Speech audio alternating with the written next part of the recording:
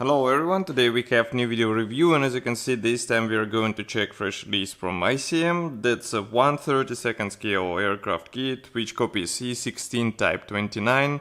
As you remember, this plastic was released in earlier version before, and now we have the later type of this Soviet fighter from World War II.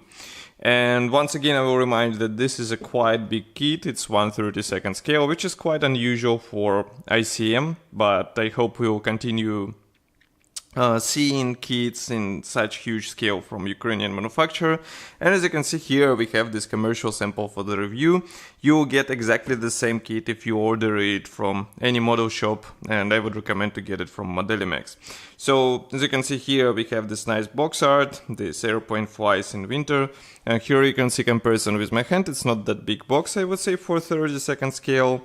Then on the side we have some information about the kit, and here you can see that inside we have 139 plastic parts which will assemble into the model with wingspan equal to 282 millimeters, which is not that big for this scale, but let's not forget about the size of the real airplane. It wasn't big either.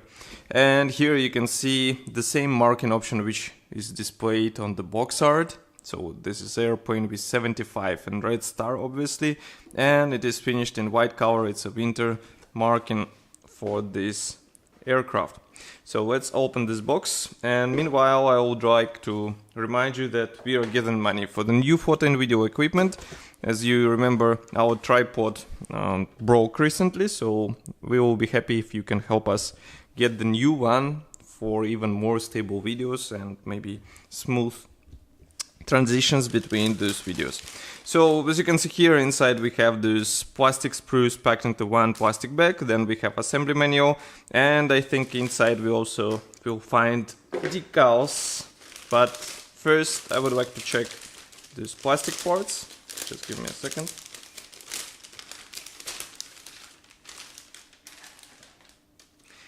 Okay, so we will start with this sprue. As you can see here, we have fuselage halves. Both are molded together with tail segment, as you can see here and here. And note that cowling section is designed as a separate assembly, which will be built out of separate panels. Also here we have elevators which are connected with this rod in the middle. Here we have tail wings. Each tail wing should be glued out of two halves. Separate ailerons. Again, another type of the tail wings, and also here we have cowling panels and landing gear wheels. So landing gear wheels, as far as I remember, should be assembled out of two halves, so be careful while gluing them together. But as you can see, we have here the special guiding elements which will help you with alignment, and the same can be said about fuselage halves. So as you can see here, we have position pins which will help you glue them together without any significant issues. As you can see inside we have quite, I would say, plain detailing, but no worries, it will be improved with help of separately molded plastic parts. And of course nobody stops you from buying some aftermarket sets, because as far as I remember there are already available some kits from Czech manufacturers, some aftermarket kits, so you can upgrade cockpit on your E16. So here we have separately packed transparent sprue. This one is dedicated to the canopy and to the dashboard, so let me focus the camera, and now you can see it. Molding quality looks nice, but of course masks are not included here, so you have to cut them with your own hands, or again resort to aftermarket manufacturers and buy mask set. Then here we have another plastic sprue. This one is smaller because here we have various accessories, for example those bombs. Also here we have fairings. These are separately molded ailerons as far as I can guess. And this is a fuselage wall which will be used during assembly. Next we have another plastic sprue with engine parts and cockpit parts. So let me just zoom out a bit so that you can see it in a full scale, let's say.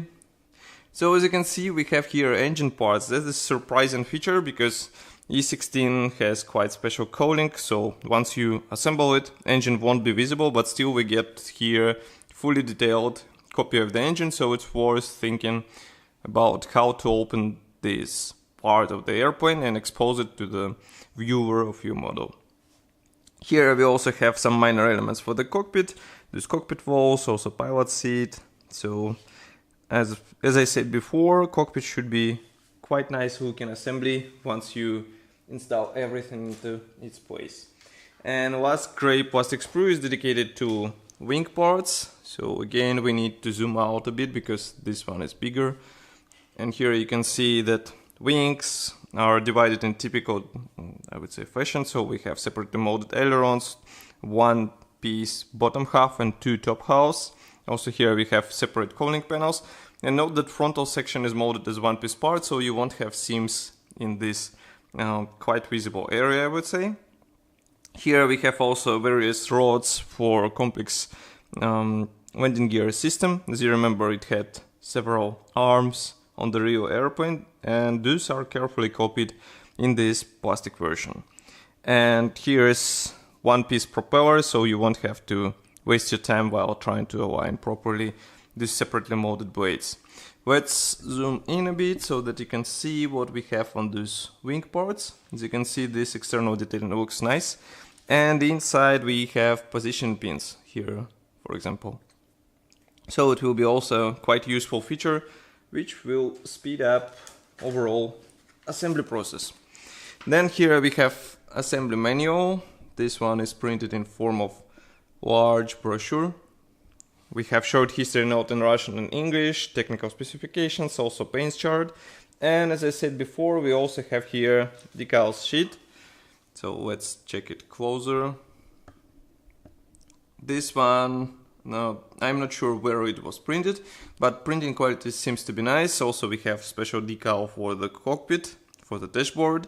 But as I said before, I would rather buy some PE upgrade set for the cockpit because this is a 1/32 scale, so it's worth upgrading your model for more realistic appearance. And assembly manual starts obviously with parts map, as you can see here. So those ailerons won't be used, we will use the new version. Also here some parts won't be used, but as you can see, there are just, let's say, 4 of those elements won't be employed in the new version of this airplane. Then assembly process starts surprisingly with wing. Also note that each aileron should be assembled out of 2 halves. We continue with cockpit assembly. So here is the back side for the pilot seat. We install it into the fuselage half. We assemble the cockpit floor and continue with dashboard. And note that pilot seat is still not fully assembled. It will be only on the 18th step of this assembly. Then we continue with tail surfaces. Also we assemble the, put the rudder into the place. And note that cockpit will be already housed in these fuselage halves. Then we close the cowling, assemble tail surfaces, assemble engine. And as you can see, engine is really detailed. We also have machine guns. And then we continue with closing these cooling panels. And here, as I said before, it is worth thinking how to open them and expose the engine on your model. Then we continue with landing gear system. Here I would rather recommend to get resin replacement for the wheels for better appearance. We install bombs onto the wings. Those separately molded barrels. Here you can also use some metal upgrade for better detailing. And you'll have finished model after completing 65 steps. Here you can see marking guide. So we have 2 marking options on this page. This one is from 4th Guard Fighter Regiment on winter 1942. This one comes from the same Guard Regiment, but from winter spring 1943.